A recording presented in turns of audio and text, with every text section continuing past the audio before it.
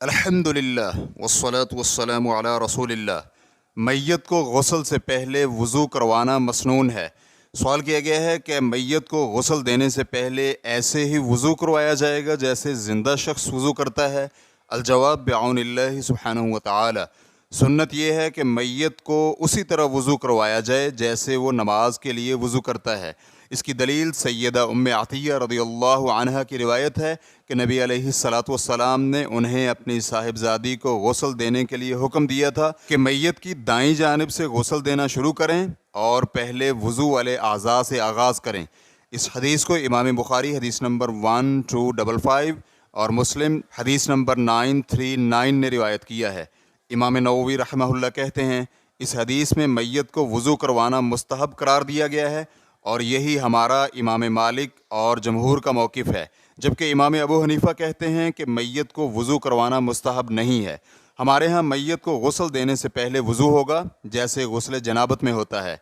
Reference के लिए देखिए शरह मुस्लिम अज़ अल्लामा नववी। ताहम इस वज़ू से कुल्ली और नाक में पानी चढ़ाकर झाड़ना शामिल नहीं होगा, सिर्फ गीले कपड़े से साफ करना काफ़ी होगा। इब्न क़ुदामा रहमहुल्लाह अल-मुग़नी जिल्द नंबर 2 सफ़ा नंबर 165 में कहते हैं, अक्सर अहले इल्म के मौक़िफ़ के मुताबिक मैयत के मुँह और नथनों में पानी नहीं डाला जाएगा।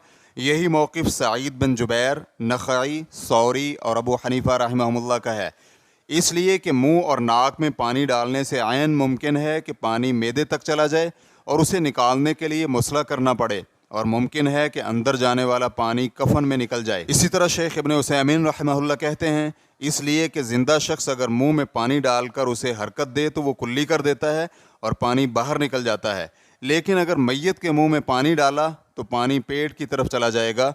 और यही बात हम नाक में पानी चढ़ाकर झाड़ने के मुताल्लिक करते हैं, क्योंकि मैयत तो पानी नाक में चढ़ा ही नहीं सकती, ना ही उसे चढ़ाकर दोबारा झाड़ सकती है।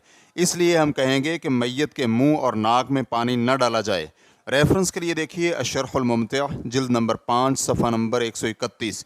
इसी तरह अल्लामा मुहम्मद अल-मुख्तार शनक़ीती हफ़िज़हुल्लाह कहते हैं, इस बिना पर मैयत को कुल्ली करवाने और नाक में पानी डालने की बजाय गीली उंगलियों के ज़रिए होंठों पर पानी लगाए और इसी तरह गीली उंगली दोनों नथनों में डालकर साफ़ करे। मुसन्निफ़ रहमहुल्लाह ने यही जिक्र किया है कि पानी लगाकर गीली उंगलियां होंठों के दरमियान दाखिल करके दांत साफ़ करे और इसी तरह नथनों को भी साफ़ करे, नाक और मुंह में पानी मत डाले। रेफरेंस के लिए देखिए शरहुज़्ज़ाद। वल्लाहु तआला अअलम। इस्लाम QA रिकॉर्डिंग्स मुअस्ससतुश शेख मोहम्मद सालेह अल-मुनज्जिद अल-ममलकतुल अरबिय्यतुस सऊदिय्या।